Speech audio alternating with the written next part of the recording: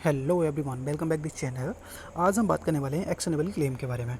क्यों, पिछली वीडियो हमारी जितनी भी मैंने बताया था कि जिसमें मैंने बताया था कि आर्डमान हाइपोथेकेशन क्या होता है, ठीक है, और एक्चुअल और कंस्ट्रक्टिव पोजीशन क्या होता है, ये मैंने इसलिए बताए थे क्योंकि हम ये एक्शनेबल क्लेम की डेफिनेशन क्लियर करनी थी।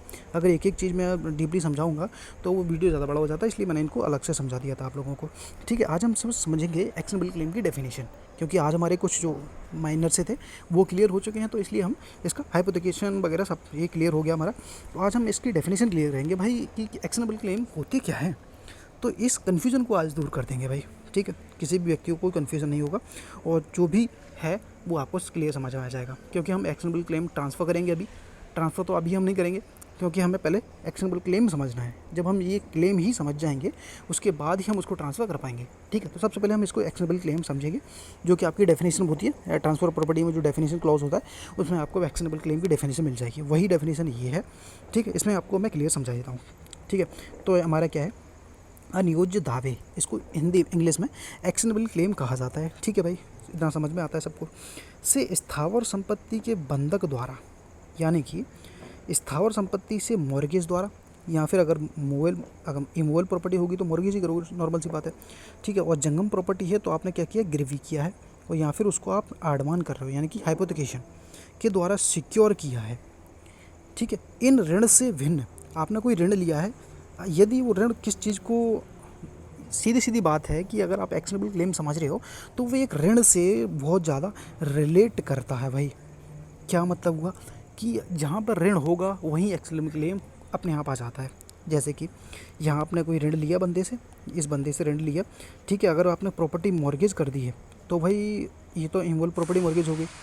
और सेकंड वाले में क्या है, जंगम प्रॉपर्टी अगर आपने गिरवी रख दी है तो वो ये क्या होगी, और या फिर आपने हाइपोथेकेशन उस पर कर दिया जंगम प्रॉपर्टी पे, तो ये भी क्लियर होगी। इनको छोड़ के बाकी जो प्रॉपर्टी बचती हैं उन पे ही एक्शनेबल क्लेम लागू होता है, यानी कि वो ही बचेंगे।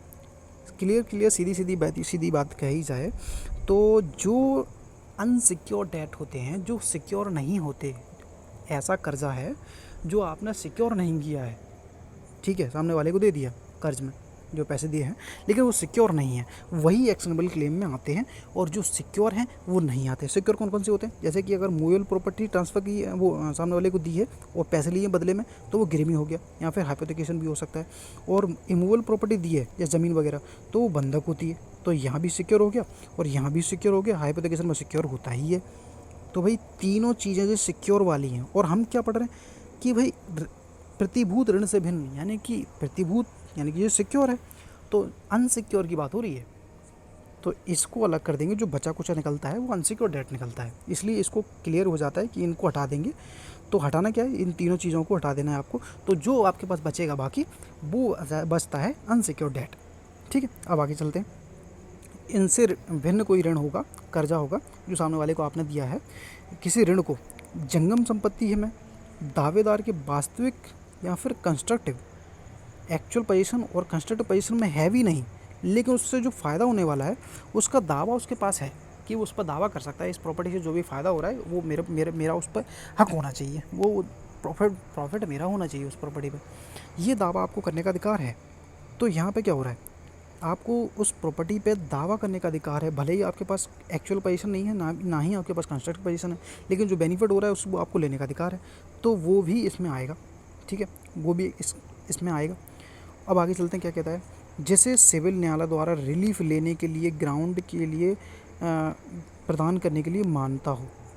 मतलब क्या है कि जो भी आपके पास राइट है सामने वाले से पैसे वसूल करने का, वो कैसा है, वो ऐसा है कि आप उसको सिविल कोर्ट जाके वसूल कर सकते हो उस ग्राउंड पे।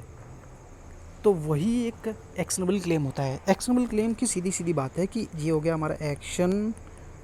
ठीक है, इसमें प्लस कर लो ABLE able actionable claim CLAIM। ठीक है, तो ये हमारा एक्शनेबल क्लेम। एक्शनेबल क्लेम क्या होता है, ऐसा क्लेम जिस पे आप एक्शन ले सकते हो, वही एक्शनेबल क्लेम होते हैं। आया समझ में क्लियर। और यहाँ पे वही बात कह रहा है कि जिनमें जो आप सिविल कोर्ट में जाकर उस पर क्लेम ले सकते हो, तो वही जो राइट है आपका, वही एक्शनेबल क्लेम होता है। ठीक है, चाहे ऐसा ऋण फ़ायदा प्रदहित वर्तमान में हो, या फिर फ्यूचर में हो, या फिर कंडीशनल हो, या फिर कंटिजेंट हो, समाश्रित हो। तो भाई ये तीनों चारों प्रकार का हो सकता है। वर्तमान हो सकता है, फ्यूचर में हो सकता है, ठीक है, शर्त पे हो सकता है, किसी शर्त पे हो सकता है। सब सारे एग्जांपल मैं लिख के रखें, आपके लिए बताऊंगा मैं क्लियर करके, ठीक है। और कंटिजेंट भी हो सकता है। तो इतने प्रकार के जो ऋण हैं वो हो सकते हैं। ऐसा नहीं है कि प्रेजेंट वाला ही मान्य होगा। और ये कंस्ट्रक्टिव पोजीशन और एक्चुअल पोजीशन मैं बता चुका था, तो आप ये पढ़ना चाहो तो पढ़ सकते हो अगर आपने पुराना वीडियो नहीं देखा है तो, ठीक है।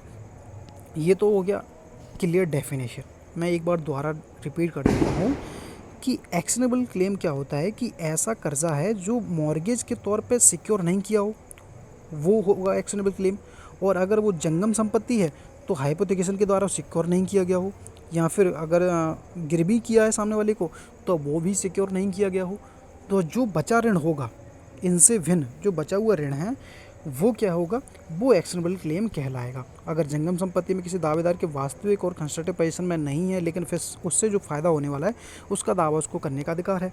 और ऐसा जो दावा आपके पास है वो आप सिविल कोर्ट से उससे वसूल कर सकते हो। कोर्ट जाके कोर्ट में केस करोगे तो आप जो भी आपका पैसा निकलता है सामने वाले से आप वसूल कर सकते हो।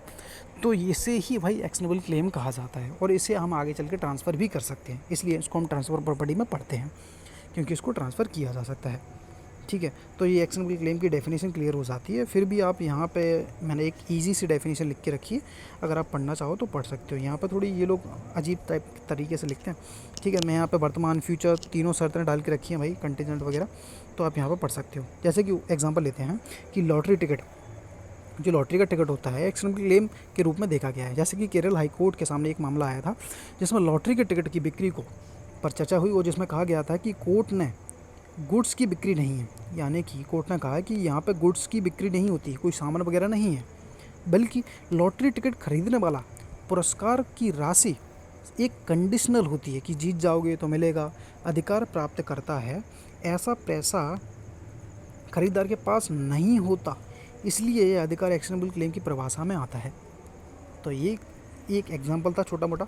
आप यहाँ पे एक और एग्जांपल दिया है मैंने, जैसे कि एक्शनेबल क्लेम के बारे में, वो भी आप पढ़ सकते हो। तो ये हमारा एक्शनेबल क्लेम सिंपल सा था, कुछ इसमें डीपली नहीं है, इजी सा, नॉर्मली आपको समझ में आ जाएगा, ठीक है। तो वीडियो पसंद आए तो वीडियो को लाइक करना, चैनल को सब्सक्राइब करना, और नेक्स्ट वीडियो हम इसको ट्रांसफ़र भी करेंगे कि इसको ट्रांसफ़र कैसे करना है वो भी ट्रांसफ़र करेंगे, ठीक है। तो वीडियो को लाइक करना, चैनल को सब्सक्राइब ज़रूर करना। Thank you.